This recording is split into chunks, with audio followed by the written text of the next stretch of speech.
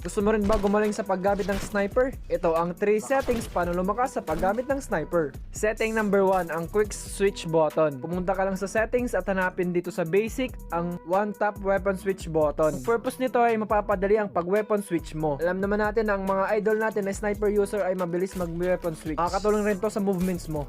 Setting number 2, i-off ang ADS button rotation. Dapat naka-off to para maiwasan ang non-necessary na movement. Kasi pag naka-on to, kahit naka-ADS ka na tapos matagal mo, ekes ka na tropa. Setting number 3, i-off ang realistic scope. Kasi kapag naka-on to, parang may effect na di mo agad makikita yung scope. Makikita nyo naman dito yung difference nun. Pag naka-off to, mas madali ka makakapag no scope or pag quick scope mga tropa. Kung gusto nyo pa ng tips and tricks paano lumakas sa Call of Duty Mobile, huwag kalimutan mag-comment, mag-like at i-repost itong video. Comment down below kung anong tips naman ang gagawin natin next. Tapos i-comment down below kung ano pa gusto nyo makita sa mga contents ko.